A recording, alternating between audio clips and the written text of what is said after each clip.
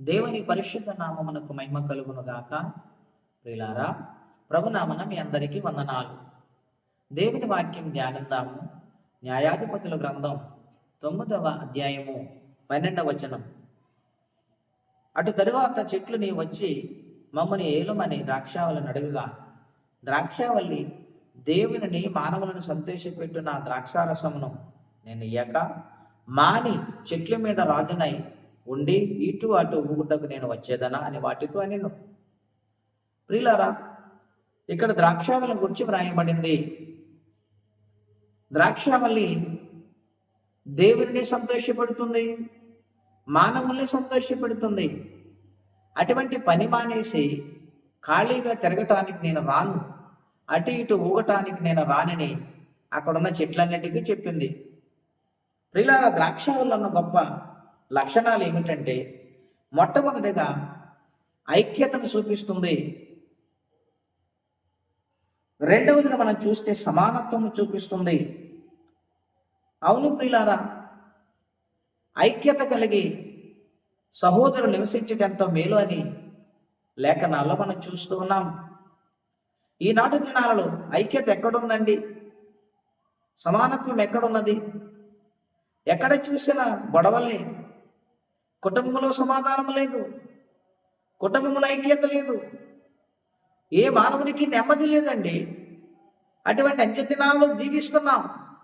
మరి ఎలాగూ ఐక్యత, నెమ్మది కలుగుతుంది, సమానత్వం కలుగుతుందంటే క్రీస్తులోనే.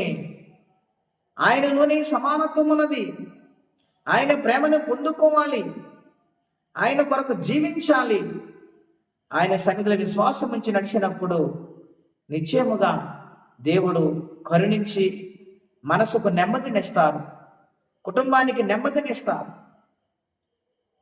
చేస్తున్న ప్రతి పనిలో మనకెంతో నెమ్మది కలుగుతుంది. ఐక్యత కలిగింది ద్రాక్షావల్లి. ప్రతి తీగలో ప్రతి ఒక్క ద్రాక్షకాయ అంటుకట్టబడి ఉంటాయి. అలాగే మనము కూడా దేవులను అంటుకట్టబడిన వారిగా ఉండాలి. యోహాను సువార్త 15వ అధ్యాయం 1వ వచనం అంటారు, నేను నిజమైన ద్రాక్షావళిని, నాలో ఫలించేవారు బహుగా ఫలిస్తారు, ఫలింపని వారు తీసిపారవేయబడతారని రాస్తుంది. గనుక ఫలించే జీవితము కలిగి ఉండాలంటే ఆయనలో మనం అంటుకట్టబడి ఉండాలి. ఆయన సన్నిధిలో లోబడి జీవించే వారిగా ఉండాలి. ఈనాడు మానవులు ఇష్టానుసరమైన మార్గాలు ఎత్తుకుంటూ దేవునికి దూరం అయిపోయి సమస్యలు కొని తెచ్చుకుంటున్నారు. కారణం ఏమిటంటే వారికి నెమ్మది లేదు. వారు ఎన్నుకున్న మార్గం మంచిది కాదు. వారి తలంపులు, వారి ఆలోచనలు నేనే నేనే అని అహంకారం ఉంటుంది. తగ్గింపు జీవితం ఉండలేదు కనుక మానవుడు నెమ్మది కోల్పోతూ ఉన్నాడు. ప్రియులారా, ఉదయకాలం దేవుడు పిలుస్తున్నాడు.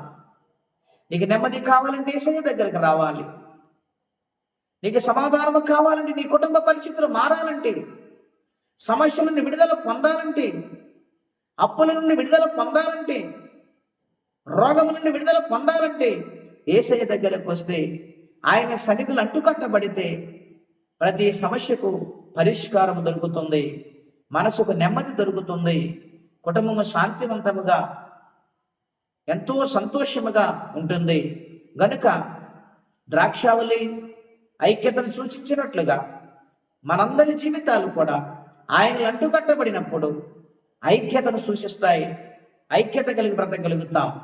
అటువంటి జీవితం ప్రతి ఒక్కరూ పొందుకోవాలని కోరుకుంటూ ఈ మాటలు ముగిస్తున్నాను. ప్రార్థనండి. అత్యంత కృప కలిగిన దేవా, మహోన్నతమైన మీ నామం కొరకై వందనాలు.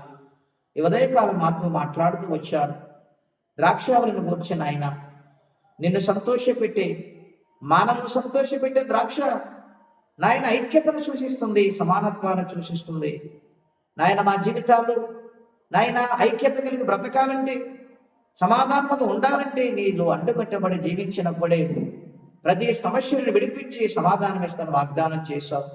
ఆ వాగ్దానం మేము పొందుకొని అనేక మందిలో ప్రభా నీ ఆశీర్వాదమును ప్రభు మేము పొందుకుంటూ నీ రాజ్యానికి వారసులుగా బ్రతకడానికి కృపా సహాయం దయచేయమని, ప్రతి ఒక్కరిని కాపాడమని, దినము దీవెనకరంగా మార్చమని యేసుక్రీస్తు వారి పుణ్యనామములో ప్రార్థించి వేడుచున్నాము తండ్రి.